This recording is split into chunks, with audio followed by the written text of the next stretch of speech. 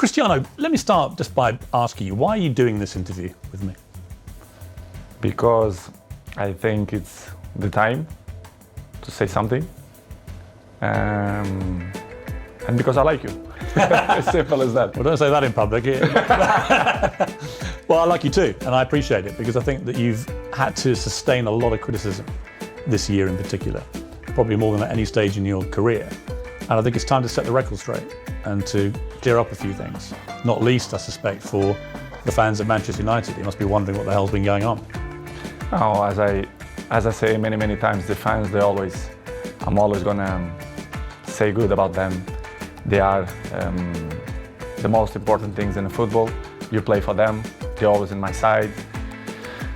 I feel that every time when I walk in the streets, the fans coming to me, and they appreciate what I do for football.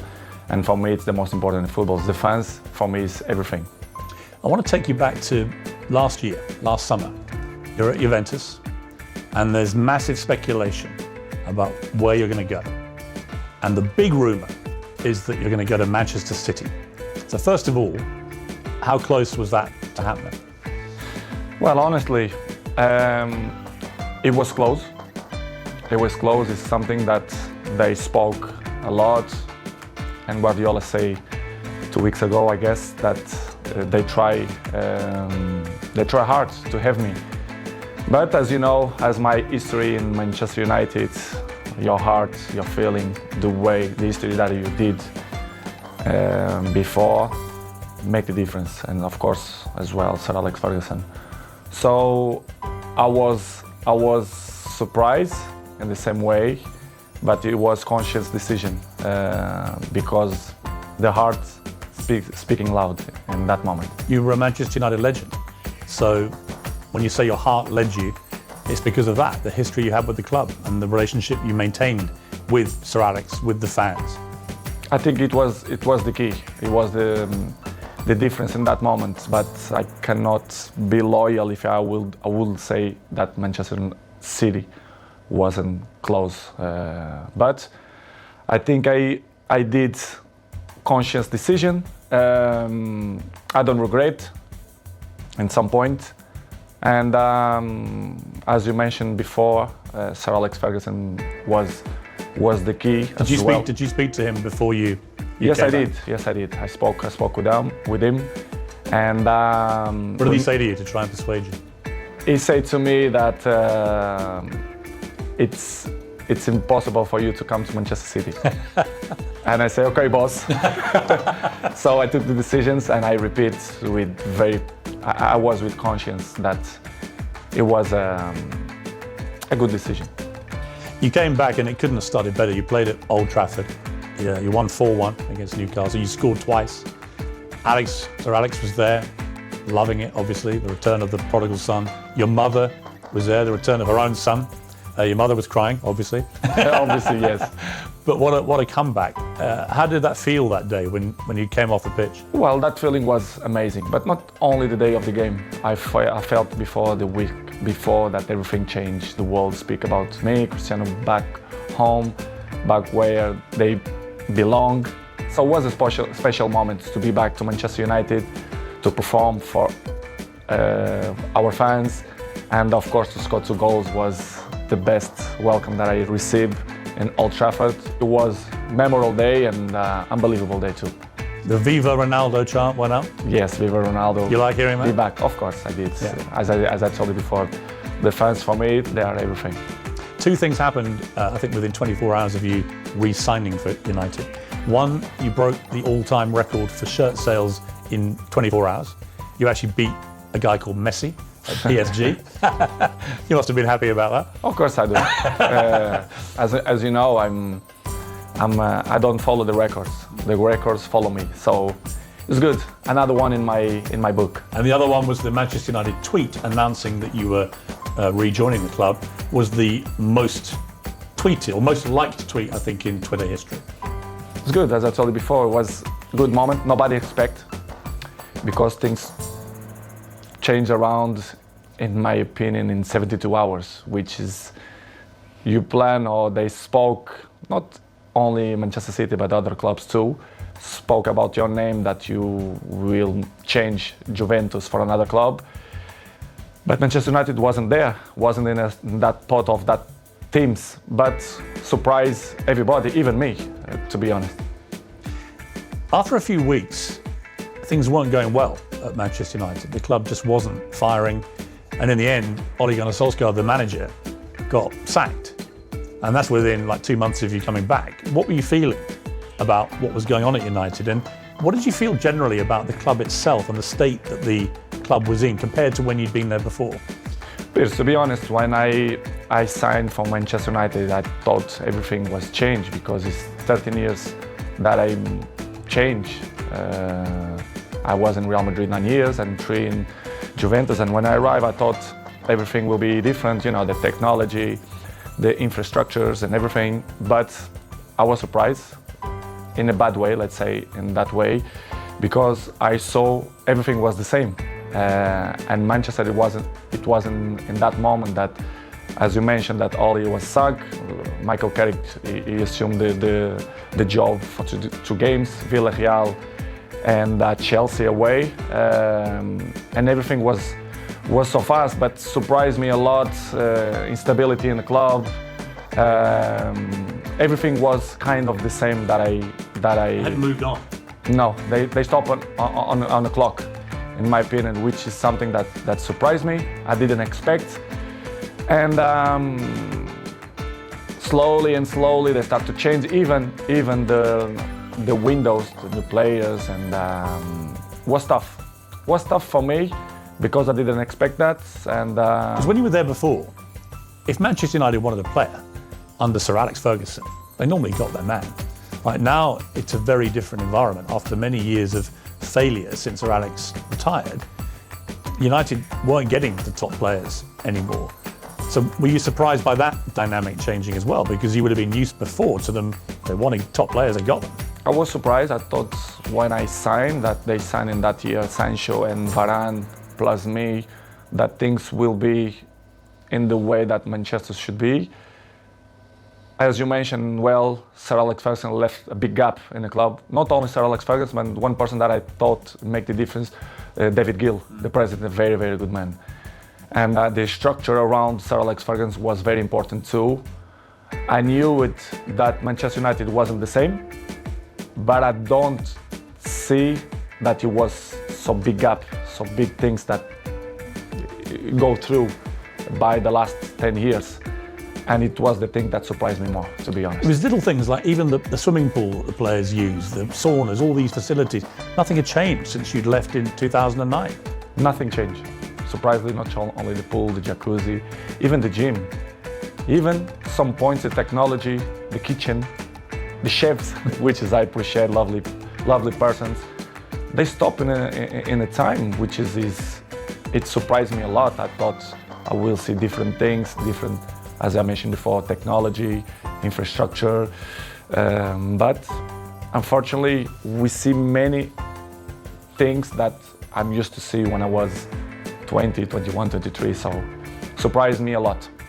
You'd also, of course, as you said, you'd been at Real Madrid and Juventus, where you saw them moving all the time to progress with technology, the latest thing, to improve performance levels. So you were able to compare what you'd experienced there with what was not happening at United. In United, the progress was zero, in my opinion. To compare with Real Madrid and even Juventus, that they follow the recent world. So the technology, especially the terms of training, nutrition, and conditions of eat properly and to recover better than before, surprised me. Manchester right now, to compare with that club, I think it's behind, in my opinion, which is something that surprised me. A club with this dimension should be in the top of the tree, in my opinion, and they are not. Unfortunately, they are not in that level, but I hope the next years they can reach to be in the top level.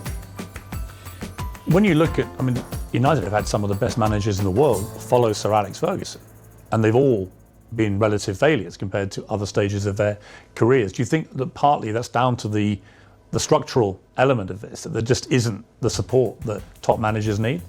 I don't know what's going on, but since the Sir Alex Ferguson left, I saw not evolution in the club. The progress was zero. For example, we have an interesting point that how the club as Manchester United, after Ole, they bring sport directive Ralph Rangnick, which is something that nobody understands. This guy is not even a coach. A bigger club like Manchester United bring sport directive. Surprised not only me, but all the world, you know. Well, it was a ridiculous decision, wasn't it? Of course, in my opinion, you have to be honest.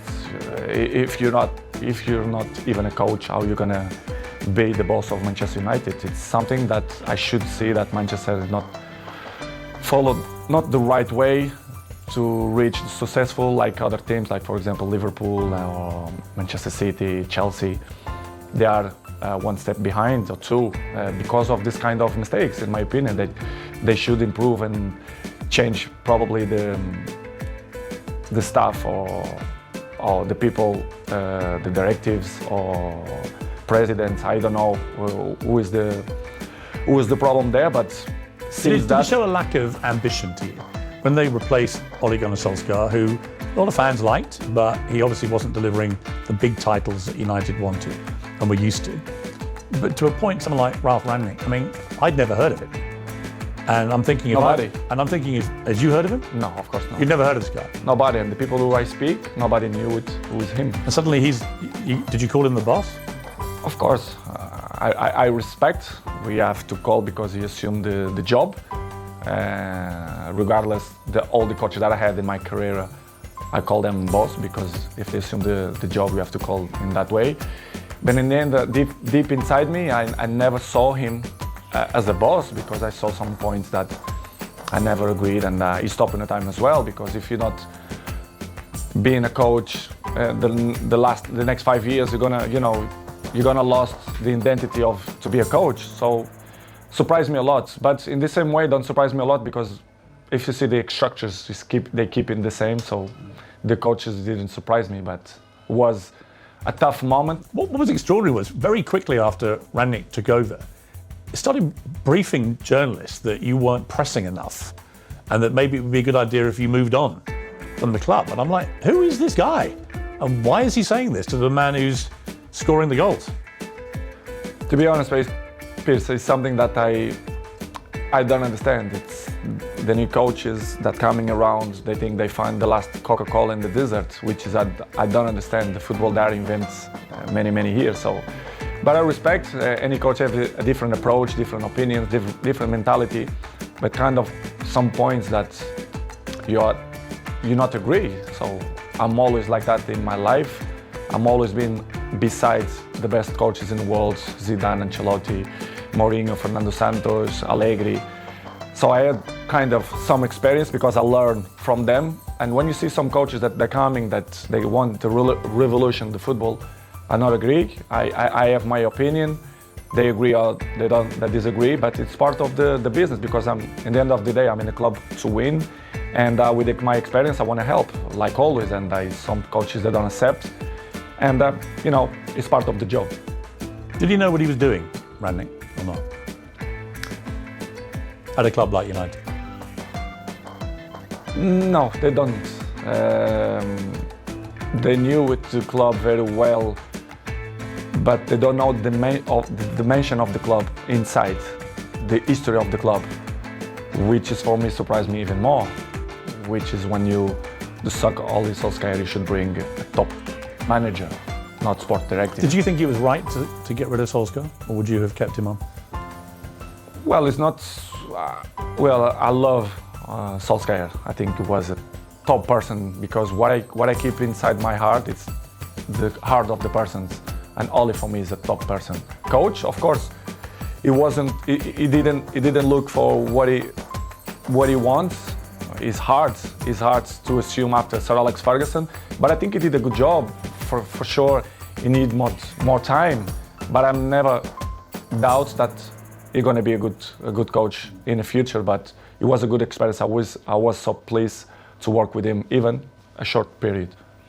What about the younger players and specifically their mentality?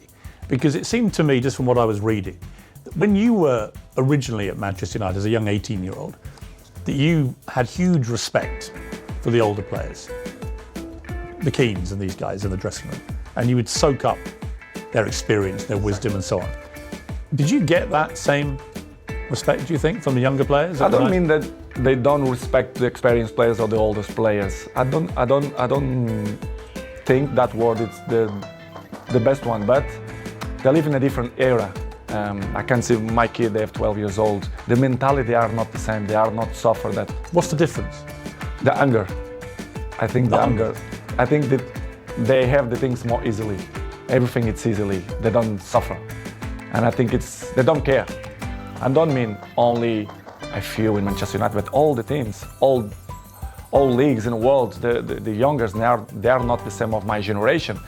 But we cannot blame them because it's part of the life, you know, the new generation and the new technologies that avoid, they distract them for another thing. So, but they are not the same.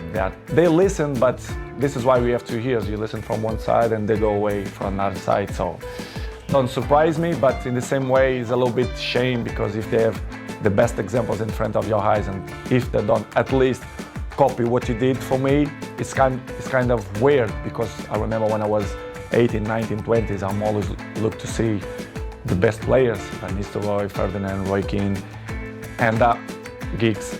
This is why I have the successful that I have and longevity, because I take care of my body, my mentality, my head, because I see these guys and I learn from them. When you try and give advice to these younger players, what do you say to them? What do you try and guide them to be like? I think the best advice, I'm not the kind of guy to like to give advice. I prefer to be as example. Yes. Because I'm an example. I'm there every morning. I do the same stuff. I'm probably the first ones to arrive and the last ones to go out. I think the details speak for itself. So, because as I told you before, they listen one thing and in 2 minutes they already forgot and do it whatever they think it's better. This is why I say I like to lead by example. And some ones they follow me, not much, but see, I just find that incredible. That if I was a young footballer and I had Cristiano Ronaldo at my club, that I wouldn't want to spend every second watching him, listening to him, observing the way you go about your business. And yet from what you're saying, clearly they're not interested. They don't care. Some ones yes, but most of them no. But for me it's not surprise me. Don't surprise me because they're not gonna have longevity careers in my opinion. It's impossible. It's impossible to see, for example, my generation, you see many players, they reach 36, 37, 38 in a high level. I think this generation, you're gonna count by your hands how many gonna reach in that level. Because this years of preparation, it helps a lot. Who are the players in the world that you most admire for their mental strength, their attitude? It's a difficult question because I'm always can say what I see from my eyes. For example, if you tell me what I see, for example, in Manchester United, I can mention probably Dalot, Diogo Dalot. His example is young, but he's very, very professional. And I'm not doubt that he's gonna have longevity in the football because he's young, he's smart, intelligent, and he's very professional. We have a few ones more, but like him, it's difficult to see. Probably Martinez, Casemiro's 30s, but I will say Dalot. So Rangnick's come then, it's your second manager, it's not working, the results aren't great. You're still scoring goals regularly for Manchester United. You're about the only one who is. But then you get hit by an awful episode in your life, probably the worst time of your life, where your partner, Georgina, she's pregnant with twins and is actually giving birth to these 2 babies. And your baby son doesn't survive. And I don't think I can imagine, I have 4 kids, you have a lot of children. You know, you can't imagine a worse thing to happen than to go a full term of a pregnancy, particularly for the poor mother in that case, but also for you. What was that like for you, that time in your life? It's probably the worst moment that I passed through my life since my father died. You know, when you have a kid, that you expect that everything will be normal, and you have that problem. It's hard, you know, as human being that I am. Me and Georgina, we had quite difficult moments because we don't understand why it happened to us. Was difficult, to be honest. Was very, very difficult to understand what's going on in that period of our life. As you know, the football carry on. They are so fast, many competitions. The football don't stop. We have many competitions. And pass through in that moment was probably the most difficult moment that I had in my life. Me and my family, especially Gio, that was tough. She said she was giving an interview about the new series of her TV show. And she said in an interview, a big piece of my heart shattered. And I asked myself how I could carry on. I had the answer nearer than I thought. I looked into the eyes of my children, and there I saw the only way of doing it being all together. Yeah, I saw too. Yeah, this is why what we did. I grew up my family, especially Gio, and we had the difficult moments, but we said, listen, we have more kids. We have one that born, Bella, that we have to be happy too. It's such a difficult situation again, where you're mourning the terrible loss of your little baby boy, but also celebrating the birth of your beautiful daughter. I try to explain sometimes to my family and even my close friends. They say, I never felt to be happy and sad in the same moment. Yes. I never felt. It's hard to explain. So difficult. So difficult. You don't know if you cry or you don't know if you smile. Yes. Because it's something that you don't know how to react. You don't know what to do, to be honest. And of course, I remember very well that I looked like, I don't know the word to define what I felt in that moment, but it's crazy feeling, it's crazy emotional. But as I told you before, I have to hold that we had at least Bella, yes, which is the most important. One die and one survive, but it's difficult to explain. How did you explain it all to your other children?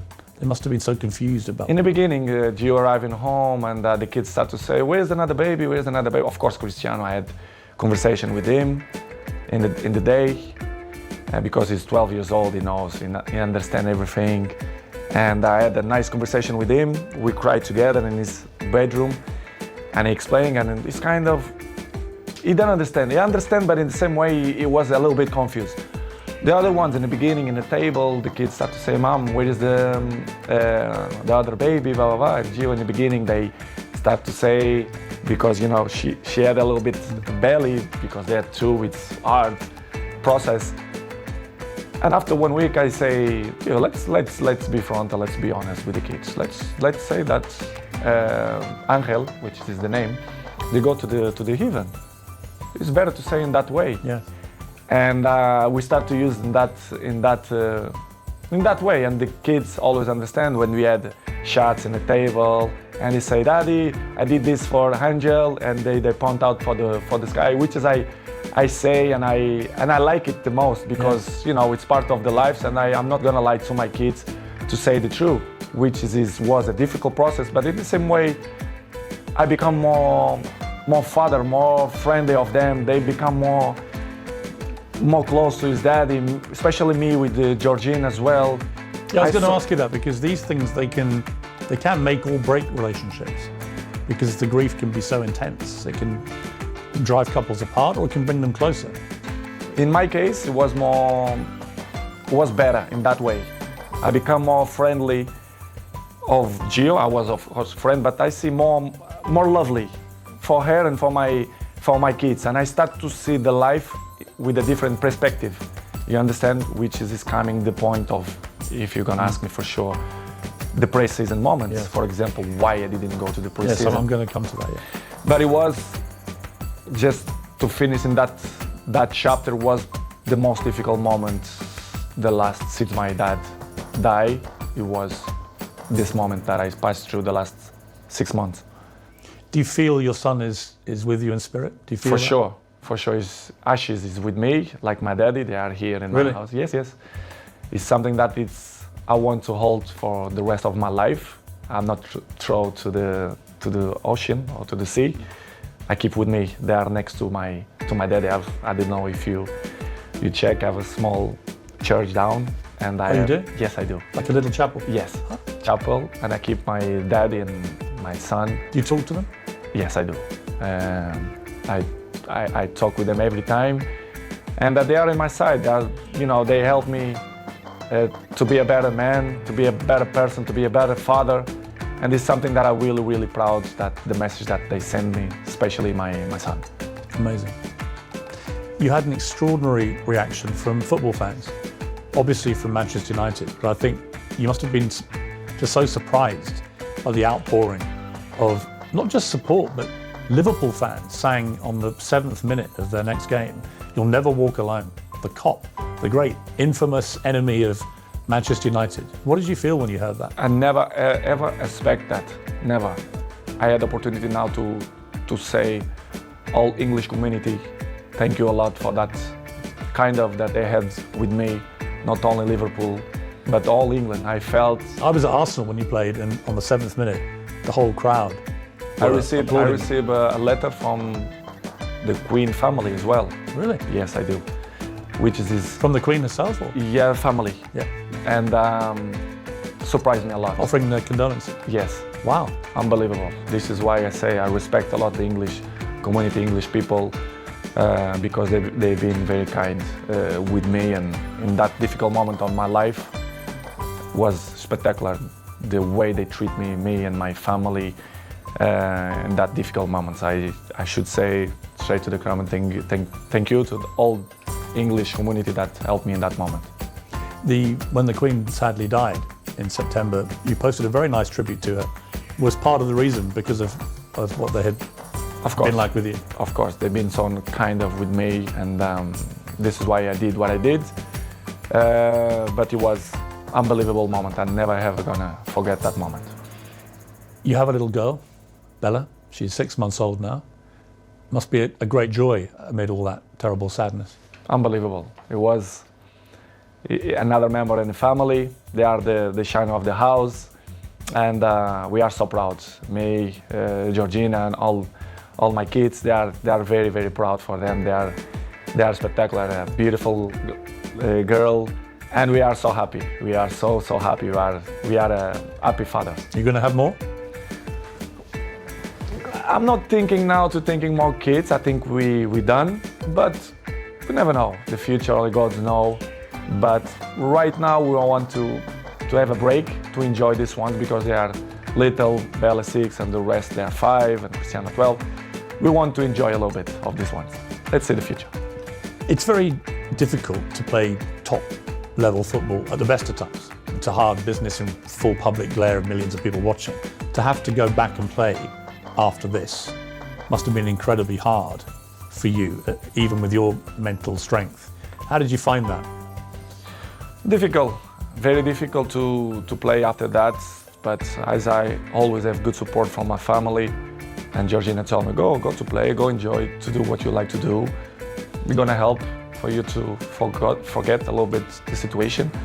It was difficult, but in the same point I think helps for you to don't thinking much about that, even to training was good.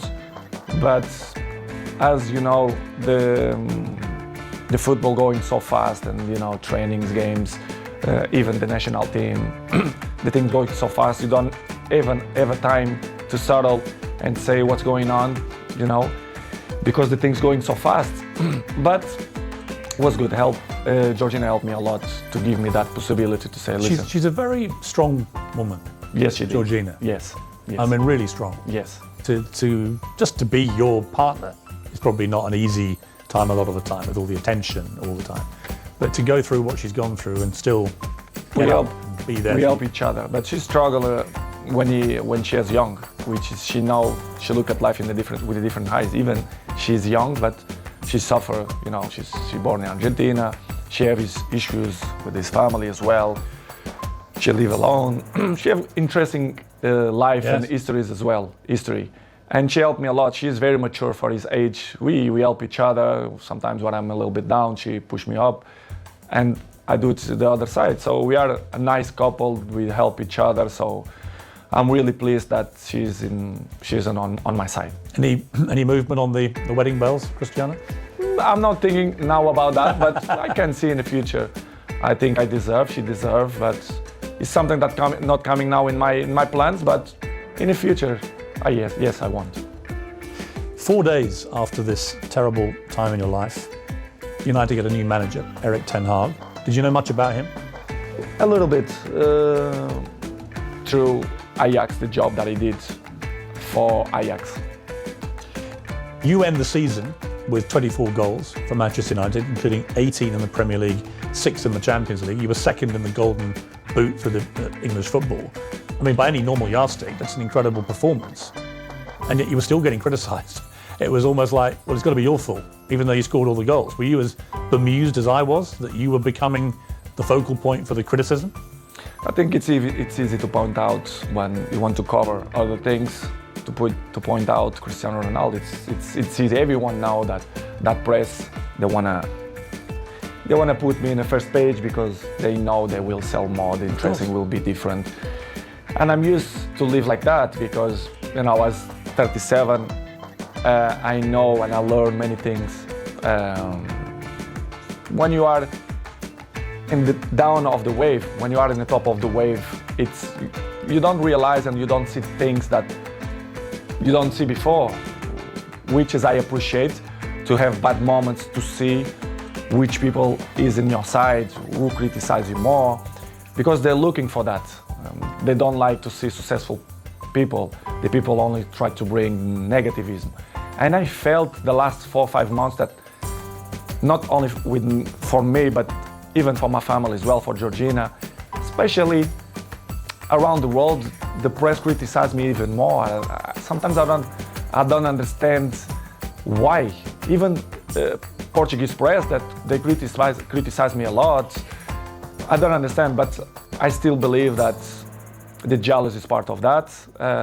They want to cover many things that helps to shine other things. But listen, Piers, I know I'm 21 years in the top of the game, so I know all it takes. So for me, it's not a problem. It's hard when you are a little bit down to listen to this criticism. Do you read it all? Do you read newspapers? Do you read social media? A good thing that I have, I don't like to read because I know 90% of the times they lie. They are garbage. The press, they are garbage. Not all of them, but most of them. They don't say the truth. And they lie. They constant lie and they constant attack me and my family. They're always negativism against my family. Why I'm gonna read? Because I know they try to make me feel bad, me and my family, which is something hard to deal. But in the end of the day, I understand. But it's really, really hard. The problem you have is you're too famous. You are the most followed human being on Instagram that you have. I just checked, 495 million followers. I have just under 2 million on Instagram, 8 million on Twitter, so I'm catching you on Twitter slowly, but 400, you're nearly at 500 million followers on Instagram. That's insane. You're bigger than all the Kardashians put together. It's good. It's good. I feel proud for that. It means a lot for me because it means that people like me too. I'm charismatic, I think. Why I'm the number one? Sometimes I ask that question to myself. Why me and not another one? Why do you think it is? To be honest, not just only because I play good football, because everyone knows, but I think the rest is relevant. You have to be charismatic. People have to feel some connection with you. I think to be good looking helps too. I have the same problem. Yeah, I feel the same way. To be honest, Piers, I don't know the real reason, but I think I'm charismatic and I'm a appetitive fruit. I don't know if we... A what? A fruit that people want to bite. Yeah. I don't know how you can say in English. Any particular fruit? Or? Let's say strawberry. But I don't know the reason. I mean, what's incredible to me is the power you have. Appetite. Appetite. Appetite fruit. Appetite fruit. I don't know if it makes sense in English, but if it don't make sense, you'll learn. I'll research appetite for it, yeah. Okay. I mean, I have a pinned tweet, and it's you telling me I have good abdominals, which is a very good observation, by the way. And it's only 10 seconds long. It's had 43 million views, this clip, so thank you. Because 43 million people have heard the guy who actually has got good abdominals tell me I've got good abdominals. But it showed me the sheer firepower you have in that world of social media. It's just extraordinary. Is what I told you before. I have good things, which is you can sell your own product, let's say in that way, but you have to deal with many obstacles in your life too. Do you care if people hate you? I mean, a lot of people love you, but obviously a lot of people don't. You're so big, you're going to get both. But do you care about the ones who hate Cristiano Ronaldo? I care the people who like me. I'm not waste time for the people who don't like me. I think it's waste of time. These people, they are not interesting on my life. I like to be around the people who love me. I don't waste my time to see the criticize of people who is next to me, ex-players, for example. I mean, one of your biggest critics has been, and I'm surprised about this. Me too. Wayne Rooney, for example, who you played with for many years very successfully, and were good friends with him. And yet all this year, 3 or 4 times he's come out and attacked you in the media. Yes, I don't understand. You should ask this question to him, but I don't know. I don't know why he criticized me so bad, or I don't believe that he's jealous of me. He says your behaviour is unacceptable, United should sell you, blah, blah, blah, blah, blah. I mean, it's Wayne Rooney. Surprised me. It was 1 year ago or 6 months ago here in my house. You pick up his kids here and invite Cristiano to go to his house to play football. I really don't understand people like that, or if they wanna be in the cover of the paper, of the news, or they want a new jobs or whatever. Is it jealousy as well, perhaps, that you're still playing and still in the Man United? Probably, because he finished his career with 30s, so I'm still playing high level. I'm not gonna say that I'm looking better than him, which is true, but that is inarguable. I mean, there's no contest. It's hard to listen that kind of criticize and negative about people who play with you. For example, Gary Neville as well. Yeah, I mean, Gary Neville, you blanked him the other day on the pitch, and he looked quite upset, actually, because he obviously likes being your friend, but he's been pretty critical of you as well. People can have his own opinion, but they don't really know what's going on. For example, inside the training ground and Carrington area, or even my life, they should listen not only one point of view, they have to listen my point of view as well. Because it's easy to criticize, but if you don't know the whole story, it's easy, you know. But it's Piers, as I said before, it's part of... Are they still friends of yours, or do you have a line where... They are not my friends, they are colleagues. We play together, they're not coming, we not have a dinner together, for example. But as I told you, Piers, before, it's part of my journey. They keep criticizing me, negativism every time. So I continue my trip, and I have to catch up the people who like me. Some of your ex-colleagues have been incredibly supportive. Rio Ferdinand has always got your back. Roy Keane always has your back. Whatever happens, he's always supported you and has continued to do so. Does that mean a lot to you? It means a lot, because I was in the dressing room with them. They are part of my journey in football as well. As I mentioned many times, Roy Keane for me was my best captain ever. Rio Ferdinand helped me a lot. He was my neighbor, I was his neighbor. So very, very good guys.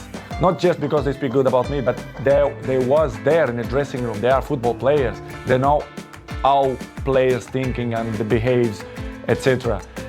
And to listen ex-colleagues or teammates to criticize you, and they always see one point of view. Do you feel a bit betrayed when they do that? Because you play together. It's easy to criticize. I don't know if they have a job in television that they must criticize to be more famous. I really don't understand. Do you think they use your name a bit to get attention? I think they take advantage of that because they are not stupid.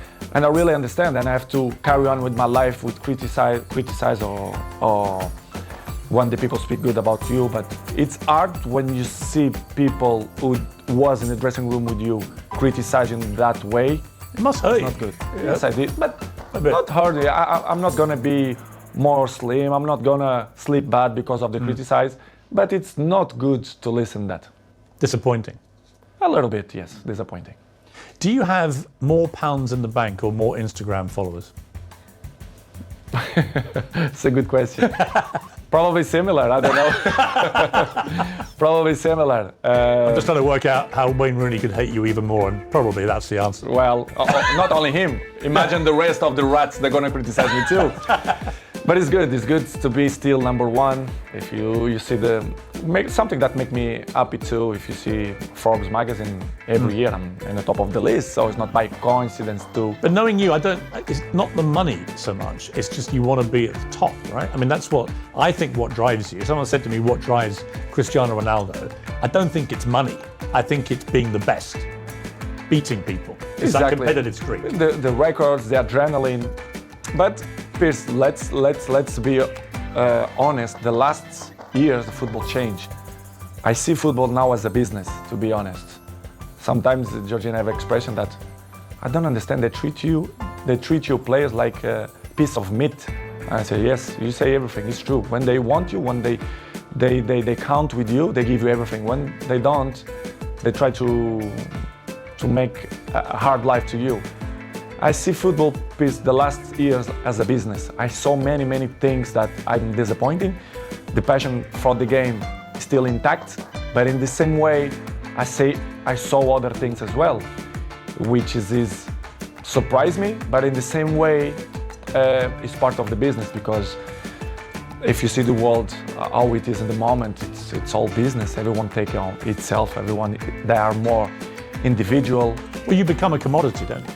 Where if you can sell a record number of shirts in 24 hours, great, right? But if suddenly the team isn't performing well and they need someone to blame, it looks to me like at Manchester United, the default position is it's got to be Cristiano's fault.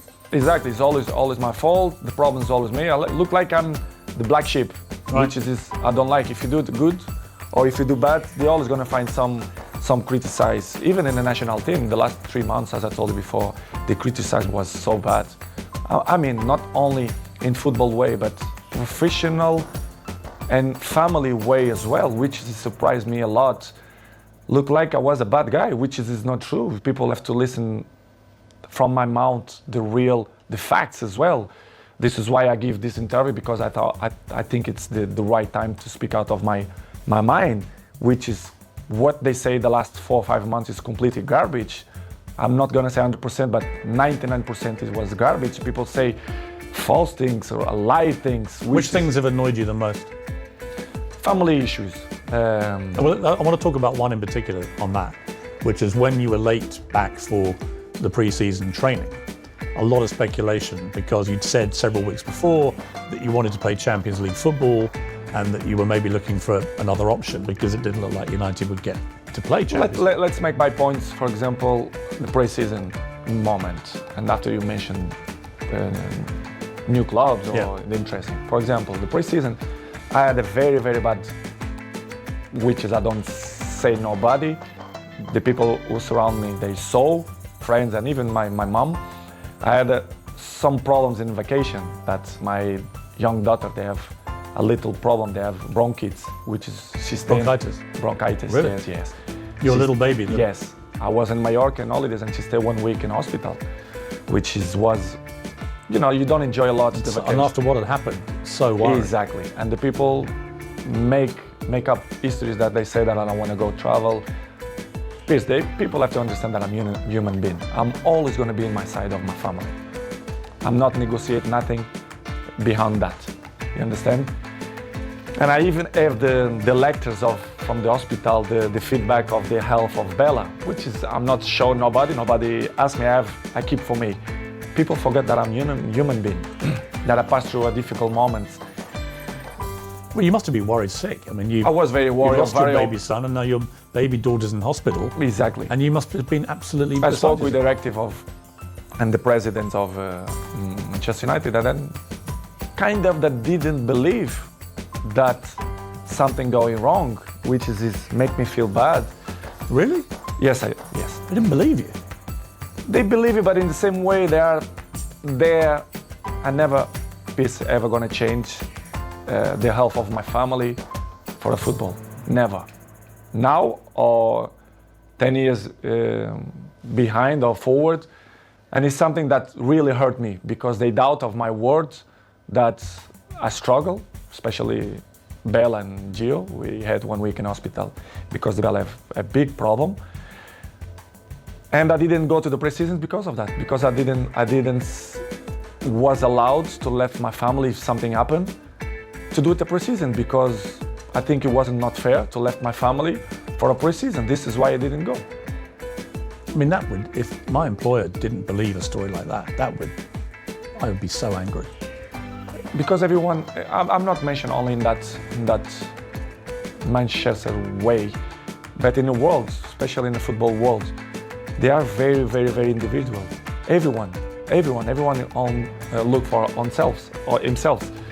They don't care about your moments, your struggle moments, your issues, family problems. They want you. They want you. Doesn't matter your family problems. I don't mean Manchester, but in general. As I told you before, the football goes so fast. You have many competition, many games, pre-season, World Cup now. Listen, you have one game. After 3-4 days, you have to be in the national team, preparation for the World Cup.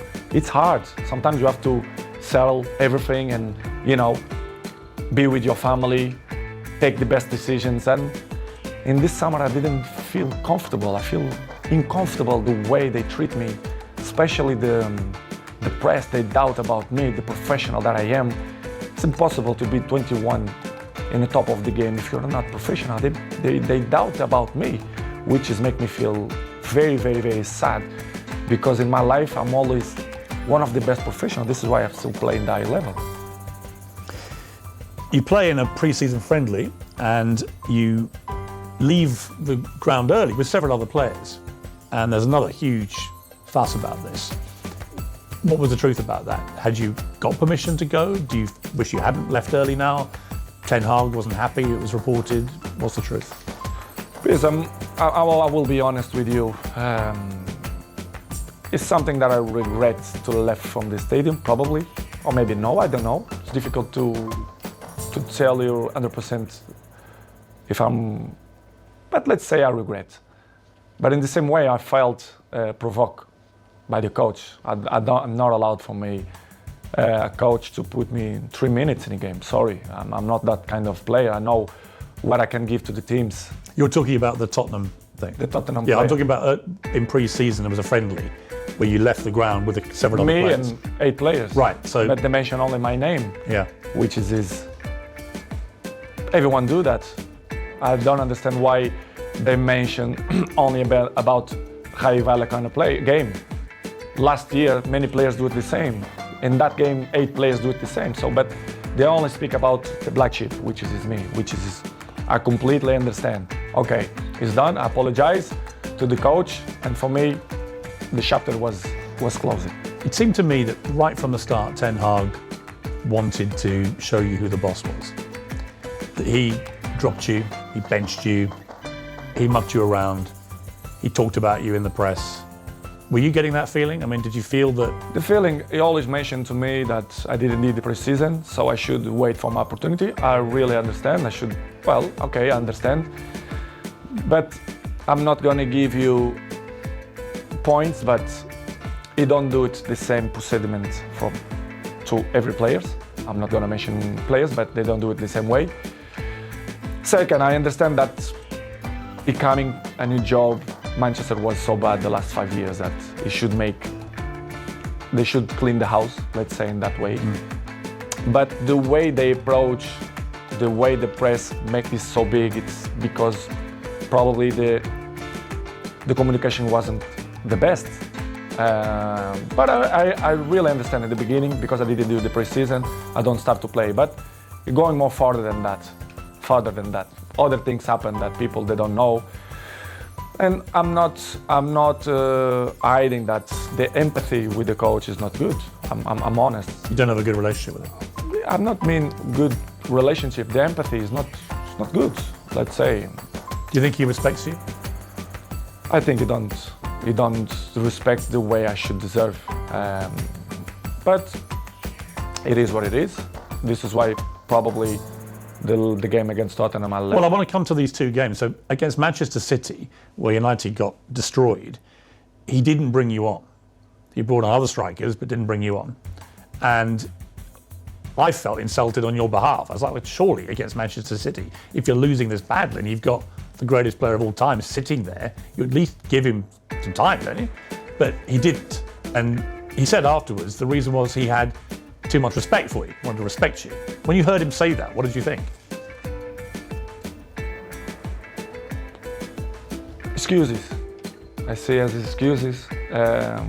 I say many things that I don't wanna criticize him. He can have different opinion than me, that they choose the players that I think is better for the team. I respect that.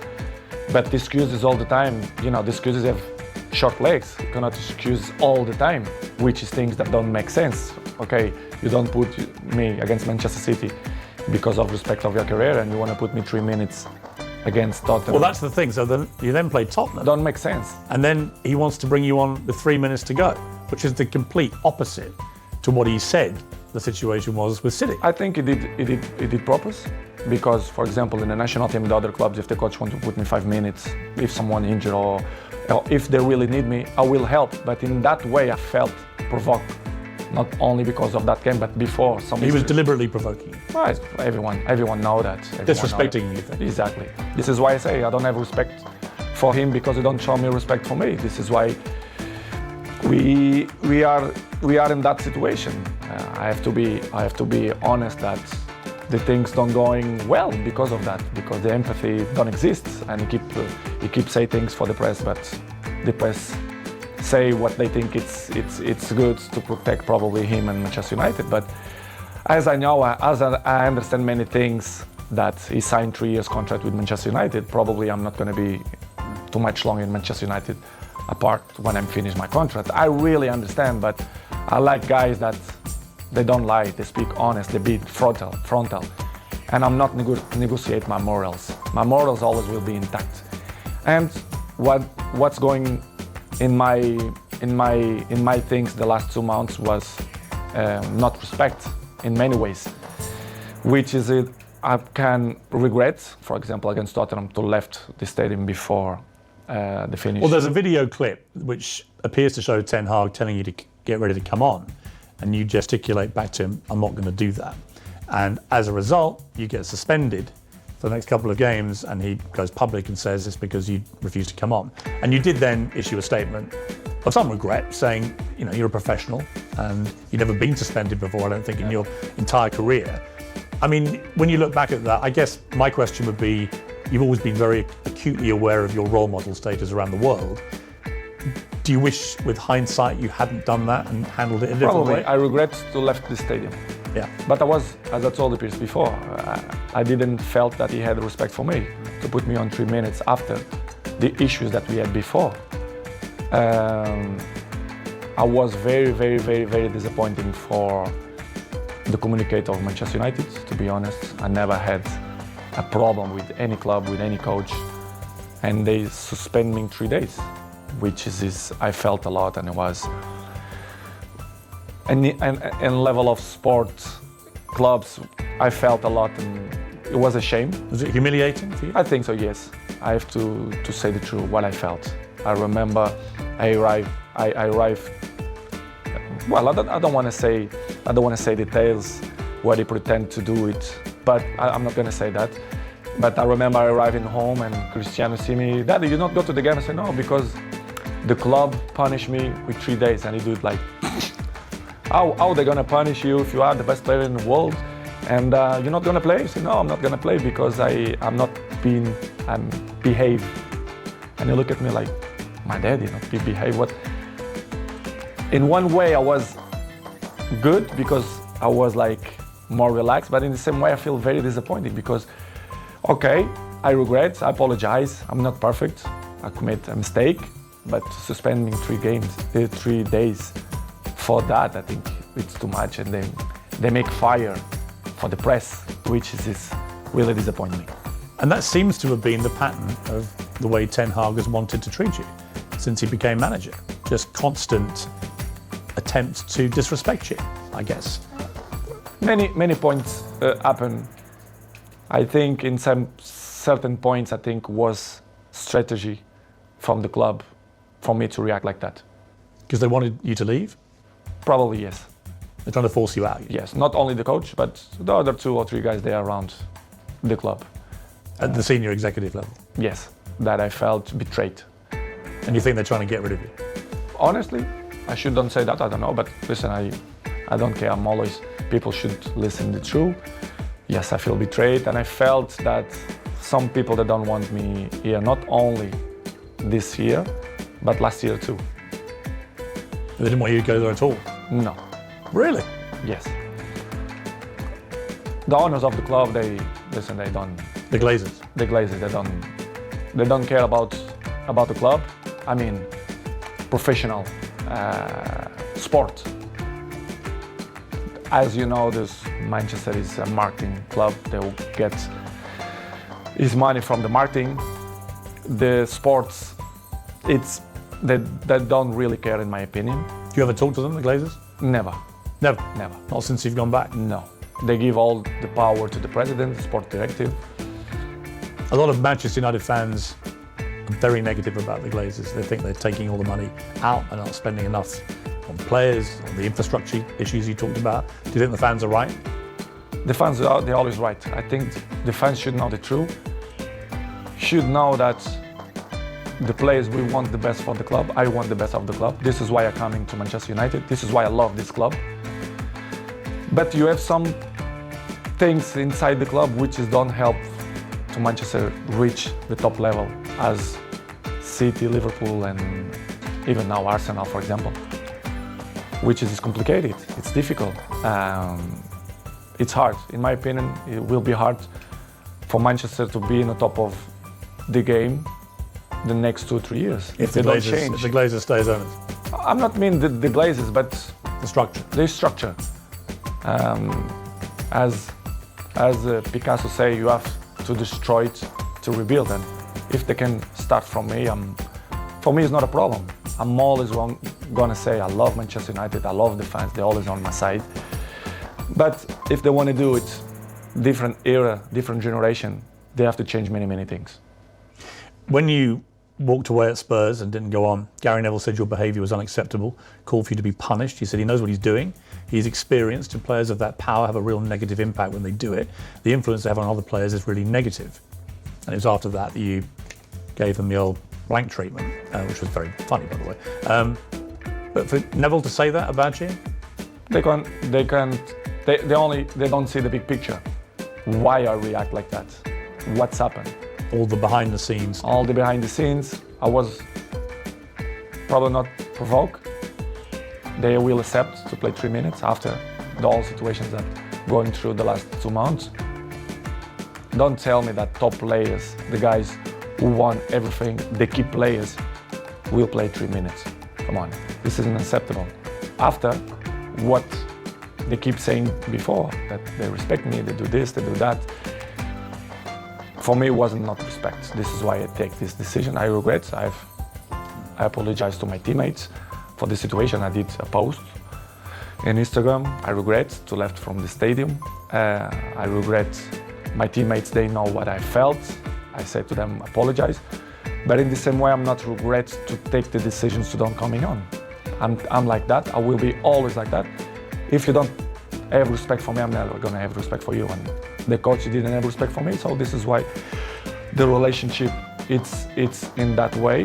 And he keeps saying in the press that he can't with me, like me, blah blah blah blah blah. But it's only for the press. Really? Yes, 100%. So where are you now in your head with all this? Because the World Cup is about to start. You're going to go there with Portugal, and we'll talk about that in a moment. With a very exciting team, actually. But where are you with United? They won't be playing again now until after Christmas. That leaves a few days before the January transfer window. Do you think you'll still be a United player come January 1st? It's difficult to tell right now, Piers, because my mood is right now to the World Cup.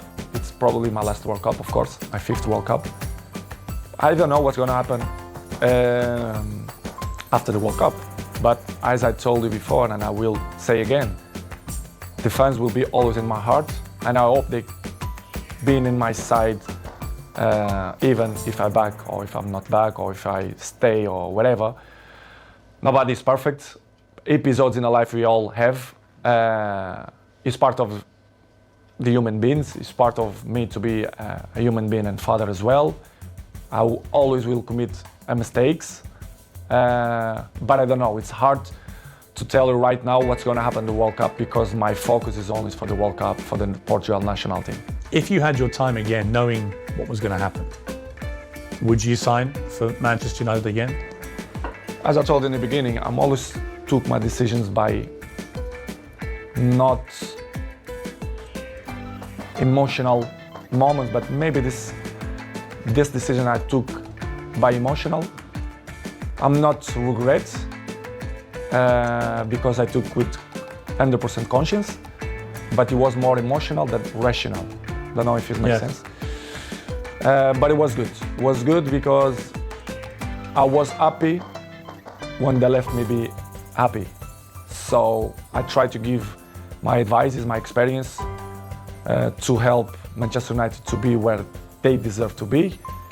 I don't pretend to be more smart than the other ones. Nobody is smarter than me, but I'm not smarter than nobody. When I arrive in Manchester United, I always be available to help the team to do the good things, to put in the right spots, to compete with the best teams. But it's hard when they cut your legs and they don't like you to shine, and they don't listen to your advices. I think I have a word to advise to the club because the trophies that I won, individual and collective, I think I can help a lot. But when the infrastructure is not good. What's amazing is you ended last season with hat-tricks. You're scoring hat-tricks for fun, one against Tottenham. You know, you were playing great football, but you were starting most games. And now this season, you've barely started any games. Something happened. You know, I'd imagine you're a bit like a racehorse, right? If you don't start. I didn't do the pre-season. Right, right. It's the excuse. Right, which is I didn't do ridiculous. the pre-season, so. Do you think if you'd been able to just do what you did last season, you just carried on scoring? For sure. Do you think I did learn to score goals? Maybe I'm not motivated that I'm supposed to be, probably. As I told you before, Piers, I'm a human being. I feel the things. I'm not perfect. But my motivation is not the same that I was a few months ago. I hope to change. Do you feel like you need a fresh challenge? I'm not saying if it's fresh challenge, but let's see. I cannot answer right now because my focus is for the World Cup. But I don't know. Maybe it's good for Manchester and probably it's good for me as well to have a new chapter. Probably, but I don't know. If I will be back, I will be the same Cristiano. But I hope people being on my side and let me shine like I did all the clubs and all years. What is the truth about other clubs making offers for you? Some people have said there were no offers at all. I happen to know that there was a gigantic one from Saudi Arabia. I mean, for example? like 350 million euros for 2 seasons, is that? It's true. Yes, it's true. That's a staggering sum of money. Yes. Which you turned down. In that moment, yes. I mean, that to me says you're not just about the money. It's what I'm going to mention now. They say many garbage things that if you are agent, what you're going to do? You go the clubs, but George Mendes, for example, have more than 100 players. And they go Chelsea, they go Arsenal. They always mention Cristiano Ronaldo, they offer Cristiano. Please, let's be honest. Who's the most expensive salary player that Premier League have in history? It's me, even with 37 years old. Why they even offer me to Sporting or Napolis? I will be honest with you. I didn't have many clubs, but I have many offers of the other clubs, right? Which is I didn't change because I didn't plan to do it, but I have. But what the press keeping saying, the garbage ways say that nobody want me, which is completely wrong. And I was happy here, to be honest. I was motivated to do it, a great season here. But they continue to repeat. Nobody want Cristiano. How they don't want a player who last year scored 32 goals with national team. I mean, that's the point I don't get, because there are people out there, and you see them, you hear them, and they say, well, he's not the player he used to be. As if somehow at 37 you're going to be as good as you were at 21. Anyway, everyone changed. But you are the greatest 37-year-old anyone's ever seen, right? And you're still extremely fit.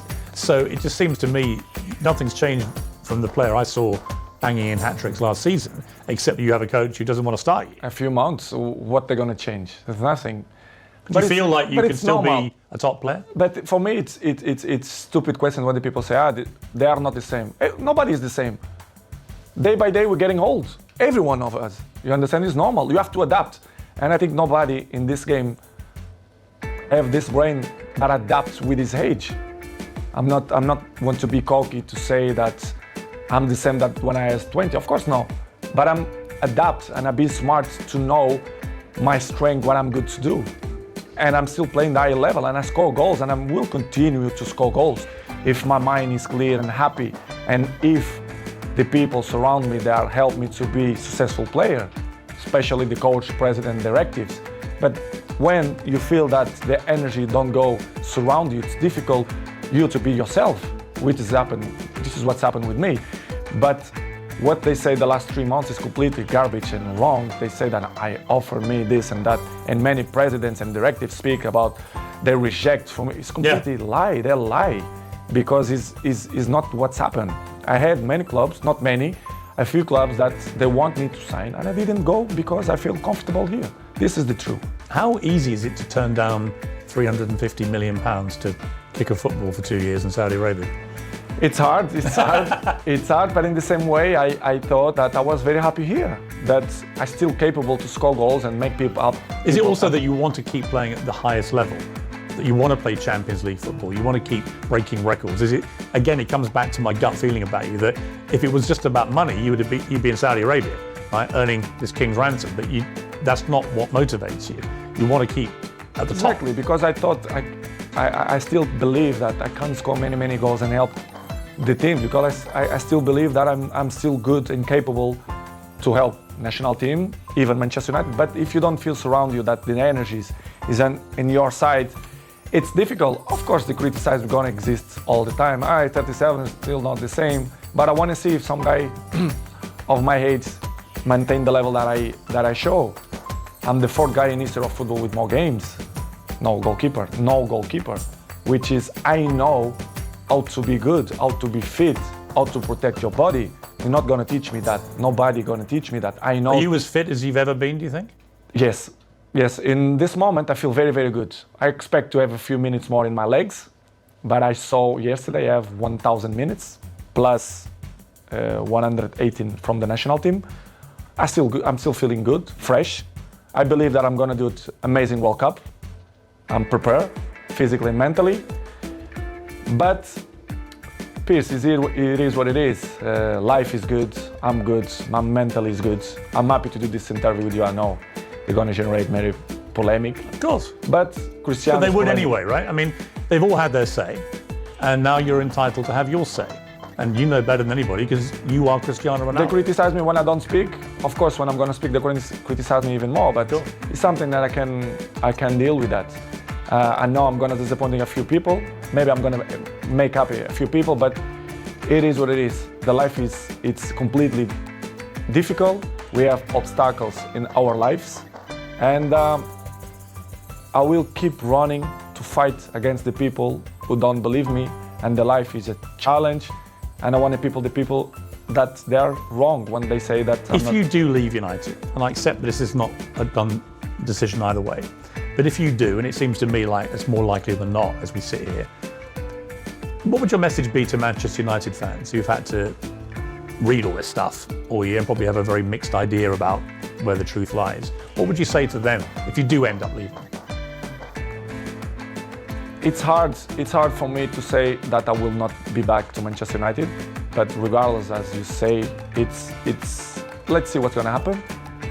But as I told you before, the fans for me always will be in my side, will be always in my heart. I see during the days when I go to the street, the love, the passion that people have for me, the respect. I hope that they never forget the things that I will continue to do it, not only in the past, but in the present too. Manchester will be always in my side. The fans will be always in my side. Doesn't matter what's going to happen. And I appreciate the love that they send for me all the time. Even when I'm done play, even when they criticize me, they always will be in my heart. So thank you to all of the supports. Hope to see you soon. and they always will be in my heart. And what about Sir Alex, the man who persuaded you to come back again? Really, like a father figure to you, really, in many ways, like another father to you. What's his take on everything that's been happening? What's his opinion of all this? I don't speak with him like 1 month ago, but it's always on my side. He always understands me. He knows better than nobody that the club is not on the path that they deserve to be. He knows, everyone knows. The people who don't see that is because they don't want to see, they are blamed. The fans, they are always the answer and the passion for the game. Manchester belongs to the fans, but they should know the truth. The infrastructure, they are not good. They should change. If not, Manchester's not going to be where they used to be when Sir Alex Ferguson, David Gill was. And I hope to be part, if they count with me, to help the club to be successful. If not, the life will continue. I will continue to my journey. I will continue to make fans happy and score goals and do its tricks and everything. And it's good, it's part of my journey. I want to just talk to you briefly about the World Cup. Your 5th World Cup, and you say it's your last, but I mean, you'd only be 41 at the next one. Could we have a 6th World Cup potentially? Will be tough, will be tough. So this may be the last one. Probably, yes. You've got an exciting team full of experience and young players, Portugal. Are you optimistic about your chances? I'm very optimistic. We have a fantastic coach. We have a good generation of football players. I'm looking forward that we're going to do an amazing World Cup. I hope the Portuguese belong in our side. We need them. We need them. The fans. The fans. We have a little bit debate in Portugal from some issues that they should pick more other players, that it's normal. A little bit negativism, to be honest, from the press, from some people, maybe ex-players as well, but I believe that we're going to do a good World Cup. Would that be for you the pinnacle of your career, to win a World Cup with Portugal? Piers, I dreamed one time about that. Holding the World Cup? Yes. It's going to be tough, extremely difficult, but everything is possible. But of course, we're going to compete. It's hard to beat. Who are the biggest rivals, do you think? We are not the favorites. We are never favorites. No, of course, but you weren't favourites when you won the Euros, right? Exactly. Who do you think are the ones to really watch? Who are the best squads out there? Probably France. I will put Spain, Argentina, Germany.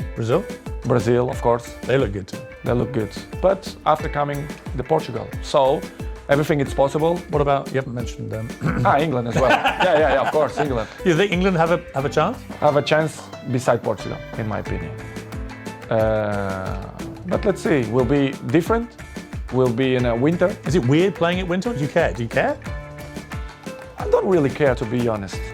A part of the issues that the country, wherever they try to speak now that it wasn't not good option to do there, but they should do that before. We should focus only on football, the competition, the people to enjoy. Do you think all the politics and the morality debates and stuff, should that all be left aside now? 100%. Focus on the game. Course. I feel that. Of course, they should do that. That debate should be had before you award the countries. Exactly. They should concentrate it in all competition, all the national teams, the people to be welcome in Qatar. And I see a good tournament, to be honest. I think Qatar, they are prepared. They are prepared for that. And it will be weird to play in the beginning of the season, yes, but in the same way, a challenge. I think to be honest, it's good. I feel good. I feel with good energy. So what about this idea? You get to the final, Portugal v Argentina. You score 2, Messi scores 2. The last minute, 94th minute, you score a 3rd for your hat-trick and you win the World Cup. Is that, be honest? It's too good. Is that the dream? It's too good. I didn't expect that. Too good dream. But if it happened? Come on. That's the dream. You can score another player. I don't care. If the Portugal be in the final and score, even the goalkeeper, I will be the most happy man in the world. But if this happens, come on. I will say I will finish football if this happens. That's it, you retire, right? Yeah, I retired. 100%. 100%. I mean, it may well be Messi's last World Cup. He's never won it either. I mean, you're linked forever, the pair of you. To me, the greatest there's ever been. You're number one for me. Thank you. He's number two. You're number one to you. He's number two. But it's an amazing relationship you have, even though you're not, I know, great friends or anything, but you're always respectful when you see each other. Very, all the time. But what do you think of him, Messi, now? As you both head to maybe your last World Cup. As a football player, Yeah, and as a person. amazing. Player is magic, top. As a person, we share the stage 16 years. Imagine, 16 years we At the highest level. we share. So I have great relationship with him. I'm not friend of him in terms of, when I mean friend is the guy who is with you in your house, who's speaking the phone. No, but it's like a teammate. He's a guy that I really respect the way he always speak about me. Even his wife or my wife, my girlfriend, they always respect. They are from Argentina. My girlfriend is from Argentina. Yeah. So good. What I'm gonna say about Messi? Great things. He's a good guy.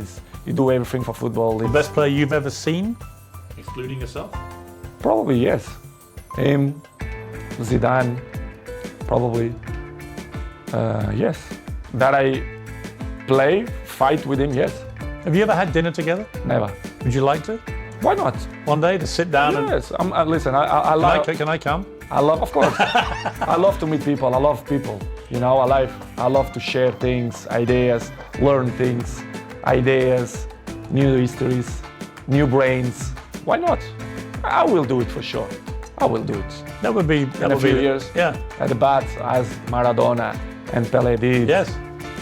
No problem. Come on, I'm a good person. I know I have a good heart, and you know, I don't like to, you know, to criticize people. It's not the way I took my life. Everything is positive. And if there's like a weird sequence of events and Mbappe goes to Real Madrid and PSG ring you up and go, we've had a great idea. We want to put Messi and Ronaldo up front. Everything is possible in football. So And that would be incredible. why not? I don't know. As I told you before, They'd sell some shirts. for sure, they will sell a lot of shirts. But as I told you before, the life is good, and my focus right now is to do it amazing World Cup. Are Arsenal going to win the Premier League? I hope so. You do? Manchester first, if not, Arsenal is some team that I like to see to play. Did you rate the team at the moment? Yes, I do. I like the team. I like the coach. I think they do it a good team. And if Manchester United don't win the Premier League, I will be happy if Arsenal do. What would you like your legacy to be, Cristiano? I mean, well, let me ask you first. Do you have any plans to retire? I mean, how long do you think you can keep playing football? I want to play 2 years more. 2 years more. 2-3 years more maximum. I want to finish with 40. I think we'll be 40. A good age. But I don't know. I don't know the future. Sometimes you plan one thing for your life, and as I told many times, the life is dynamic, and you never know what's going to happen. Tom Brady in America, the great NFL quarterback, retired. Then he has a conversation with you on the Old Trafford pitch, and whatever you said to him, I'm psychologist, so the next day he comes out of retirement. psychologist. See, I'm good psychologist. What did you say? No, I thought he took the decision a few weeks before, but it was good. What did you talk about, you two To goats? speak about in general, he's very, very smart guy. He knows a lot about football. We have a nice conversation. And You scored a hat-trick that day. yes, I did. He gave me good energy. When I have good energy, When you have around me- another goat in the stadium, does that fire you up? Exactly. When you It's have a another goat guy- thing, right? Yes, energies. It's all about energy. When you have good energy around you, I can be interesting things. What about Jordan Peterson, who I know came to see you? Amazing man. Yeah, because I've interviewed him a few times, and he was fascinated to meet you and to talk to you, both about private things, about what had happened to your family this year, but also about professionally you and your situation. I'm a huge fan of him. I read his book, 12 Rules, and I felt that he's really, really interesting guy, and I love to meet smart people. When I spoke with him, it was to meet him as a fan, because I knew that he do speeches around Europe, especially in England, UK, and we have a nice chat. He coming to my house and we speak. He give me good advices, and fantastic man. And I learn a lot, some advices that he give me. not only for this What was moment. the best advice he gave you? We had a nice strategic conversation, not only for the moment of my life, I mean not only for football, because my life is not resumed only for football. I'm a businessman, I have, and many important things on my life. And when you are surrounded with these people, with you as well, people that make your life more interesting, they reach something in your daily life, I appreciate, because it's that kind of people that thinking outside the box, which is I appreciate. And we had a nice conversation, strategic conversation, not only for the moment, but for the future as well. He gave him some points that I never expect, but the beginning was to meet him, a good person, an intelligent person, and was fantastic. And we keep in touch, I speak with him, it's good. You're going to do Cristiano Ronaldo's 12 rules to life? Why not? For the future, Maybe probably. 20. You got more rules. Exactly. For the future, probably. I wanna educate it. I want to educate it, not only my family, but my fans. As you know, I have millions of fans. Yeah. Probably for the future, I want to do it some book, but not the type of book. I've got a good idea for you on that. I Yes. told you. It's a good one. But to help people how to maintain longevity. And also, I think in your case, how to survive life, right?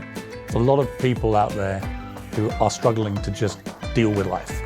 And the one thing you do better than anybody I've seen in sport is resilience, mental strength, right? That's what it's really I think about. it's the most important thing. And I can see me in the future. Of course, I want to improve my English. It's very good. It's much better even than last time I interviewed. Yeah, but I have to improve. I have to do more interviews. I have to improve. I know, and I want to improve, and I see myself to do it when I'm retired, to speak for millions of people, advices, Yeah. how to be a professional player, how to maintain your longevity, how I'm not a psychologist, but I passed through many things, and I can Above all, how to win. how to win, which is the most important. I think That's what it's all about. I have experience to inspire people for that. I think I'm a role model, and I can help many people in that way if they want my help. I will want to help, listen to it, right? for sure, especially the young people. I want to be with the young people, to speak with them, not only for them, but for the fathers as well, to put them in the right spot. Cristiano, what a pleasure. Thank you very much indeed. Thank you very much, Piers. It was Great a pleasure interview. for me too. Thank you. Thank you very much.